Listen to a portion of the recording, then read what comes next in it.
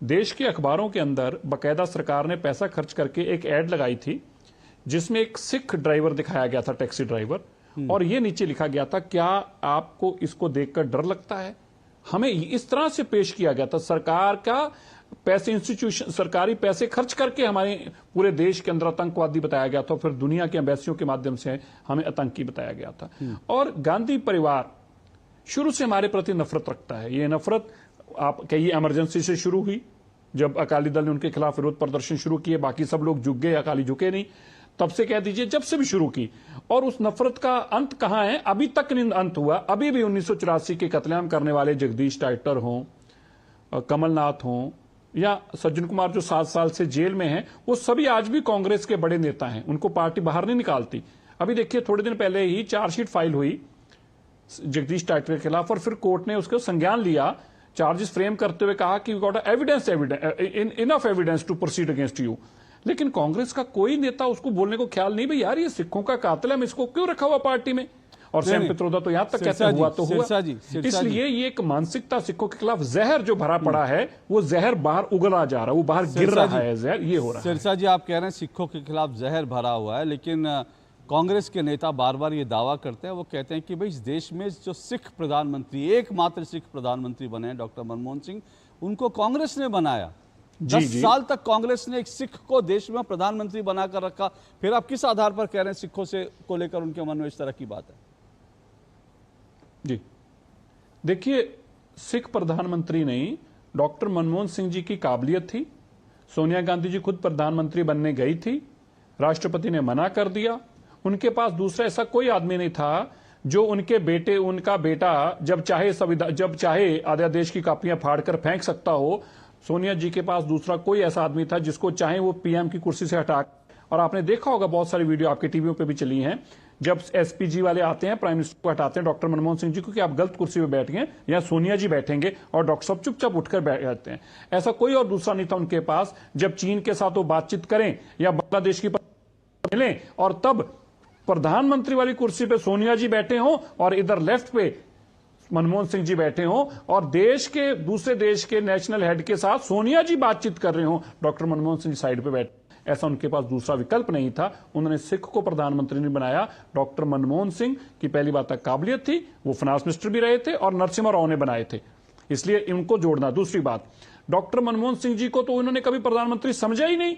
उनके तो बनाए कानून का अध्यादेश को पाड़कर फेंक देते थे राहुल गांधी। क्या हैसियत है मनमोहन सिंह की, वो तो हमारे लिए काम करता है, वरना आप सोचिए कभी कुर्सी से हटा सकता था अगर वो प्रधानमंत्री सच में होते। इसलिए ये एक इनका ढोंग था, इनको एक ऐसा आदमी चाहिए था जो इनके इशारों पे चले। चलिए, मैं मनमोहन सिंह जी का विषय नहीं है, लेकिन क्योंकि आपने एक राजनीतिक टिप्पणी की, उसके जवाब में कांग्रेस की ओर से जो कहा जाता है मैं उसको लाना चाहता था, लेकिन मैं दोबारा विषय पर आता हूँ। निखिल जैन मेरे साथ जुड़ चुके हैं। निखिल जैन, ये भारत में कहाँ होता है? क्या भारत में इस बात की लड़ाई है कि क्या सिख को पगड़ी और कड़ा पहनने की इजाज़त दी जाएगी? क्या एक सिख गुरुद्वारे जा सकता है? राहुल गांधी का ये बयान जो है, इसका पूरी तरह से फैक्ट चेक कीजिए, पूरी तरह से गलत है, असत्य है, झूठ है। राहुल गांधी ने ऐसा बयान क्यों दिया? अशोक जी, सबसे पहले तो सिरसा साहब ने जो भ्रम फैलाए हैं प्रधानमंत्री मनमोहन सिंह को लेके, उन पे मैं छोटी सी टिप्पणी करके उनका प्रधानमंत्री मनमोहन सिंह जी एक इंडिपेंडेंट प्राइम मिनिस्टर थे। ये कहना कि सोनिया गांधी उनकी कुर्सी पे बैठती थी और प्रेसिडेंट ने सोनिया गांधी को प्रधानमंत्री बनने नहीं दिया, पता नहीं सिरसा साहब ये सब कहां से ला रहे हैं। जब भी बीजेपी के लोग ऐसे आरोप प्रधानमंत्री मनमोहन सिंह पे लगाते हैं तो वो कांग्रेस पार्टी की भले ही आलोचना कर रहे हो, लेकिन उससे ज्यादा वो देश की और सिख समुदाय की और प्रधानमंत्री मनमोहन सिंह की आलोचना कर रहे हैं। वह वही प्रधानमंत्री हैं जिन्होंने न्यूक्लियर स्ट्रैटेजी ग्रुप में प्रेसिडेंट बराक ओबामा के साथ कंधा से कंधा मिला के भारत का नाम पूरे विश्व में ऊंचा करा था। अब आते हैं उन आरोपों पे। तो हम तो कह रहे हैं कि प्रधानमंत्री काबिल थे, हम तो कह रहे हैं डॉक्टर मनमोहन सिंह काबिल थे। मुझे लगता है हम तो भाई कह रहे हैं कि डॉक्टर मनमोहन सिंह की काबिलियत थी, वो काबिलियत के करते बने, तुम्हारे कारण नहीं बने। सिरसा जी, एक मिनट, मुझे मैं यही बता रहा हूँ आपको। ठीक है सिरसा जी, आप देश के मालिक नहीं है। डॉक्टर मनमोहन सिंह जी अपनी काबिलियत से बने हैं, आपने नहीं बनाया, लेकिन आपने उनको बेइज्जत करने का काम किया, मैं ये बता रहा हूँ।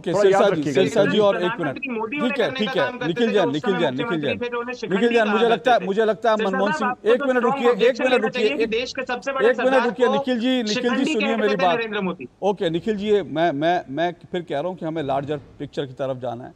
मनमोहन सिंह, क्योंकि सुनिए मेरी बात, सुनिए, मेरी बात पूरी होने दीजिए, क्योंकि उन्होंने एक टिप्पणी की, मैंने आपको उसको रिबटल करने का मौका दिया।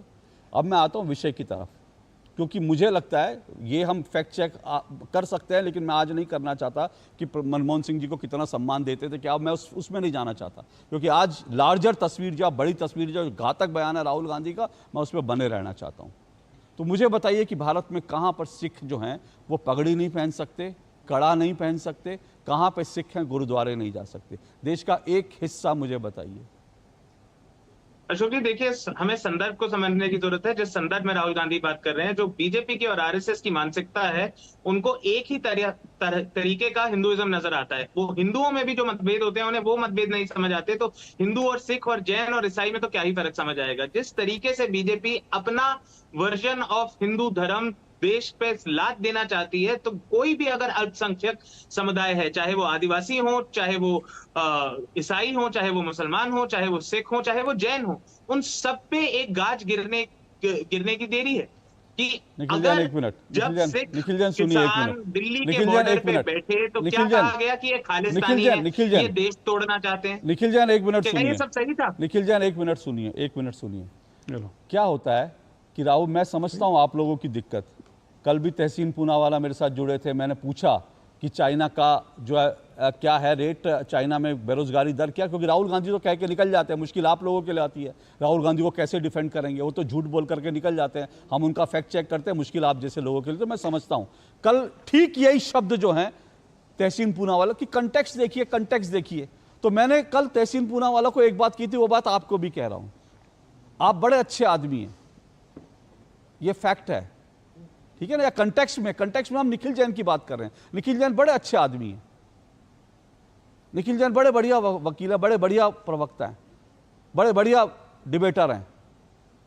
लेकिन उसके बाद अशोक श्रीवास्तव ये कह देते हैं कि निखिल जैन लंदन में चोरी करते हुए पकड़े गए थे, घड़ी चुरा रहे थे। तो कंटेक्स्ट कुछ और है। कंटेक्स्ट ये है कि निखिल जैन बड़े अच्छे आदमी है, लेकिन मैंने फैक्ट क्या दिया आपके सामने, जो फैक्ट नहीं है, झूठ है, कि निखिल जैन लंदन में घड़ी चुराते पकड़े गए थे। तो सवाल यहां कंटेक्स्ट का नहीं बनता कि कंटेक्स्ट तो यह है कि निखिल जैन बड़े अच्छे आदमी हैं, तो फिर वो घड़ी चुराना तो कोई बात नहीं, वो तो कोई फैक्चुअल कहते, वो तो घड़ी चुरा सकते हैं, लेकिन वैसे तो बड़े अच्छे आदमी हैं।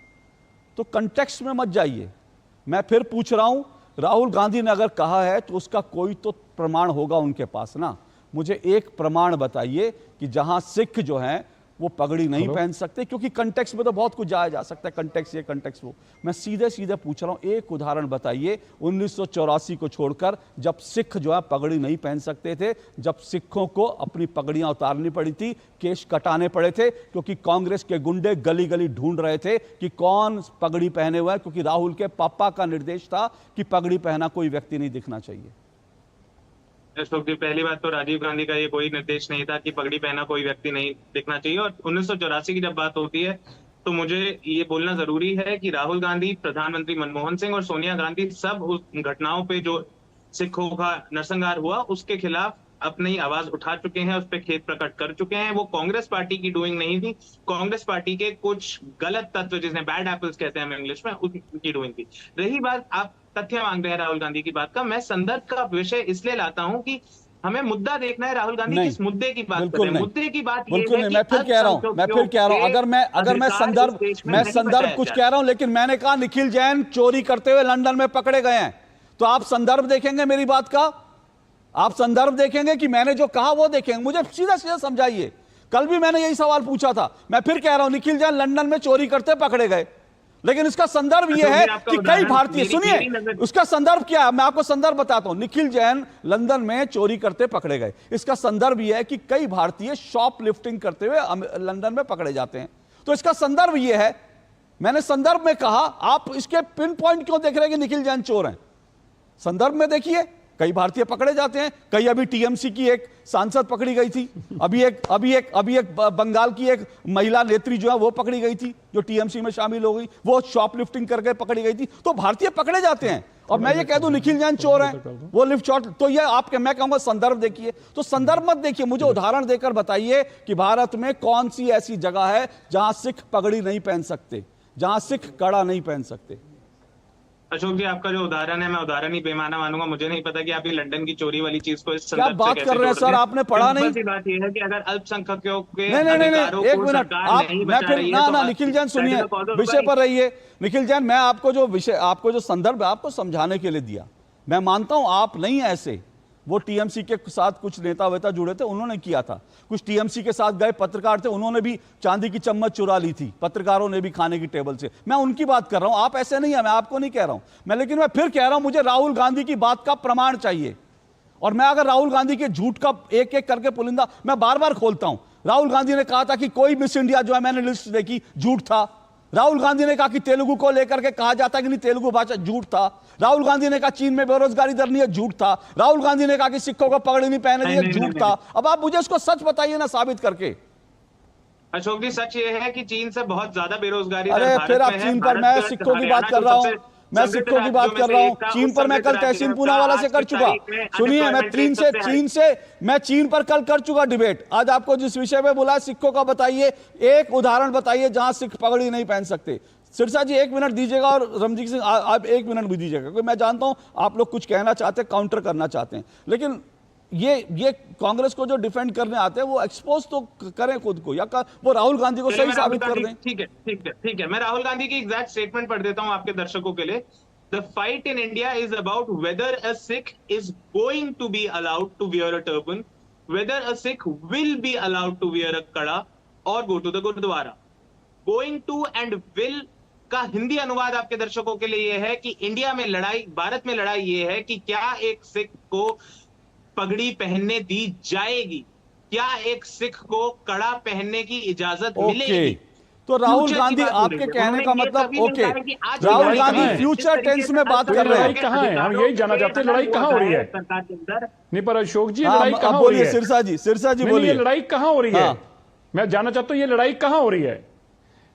मैं जानना चाहता हूं जैन साहब, ये जो आपने कहा कि ये होने जा रहा है, ये लड़ाई आज भारत में, ये लड़ाई है, ये लड़ाई कहां हो रही है?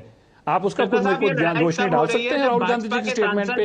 वो लड़ाई पंजाब में हो रही है, उड़ीसा में हो रही है, गुजरात में हो रही है, महाराष्ट्र में हो रही है, मणिपुर में हो रही है, तेलंगाना में हो रही है, तमिलनाडु में हो रही है, कहां हो रही है वो लड़ाई? मैं जानना चाहता हूँ। मणिपुर में कुकी समुदाय के साथ क्या हो रहा है यार? जो अल्पसंख्यक समुदाय है, बताइएगा जरा।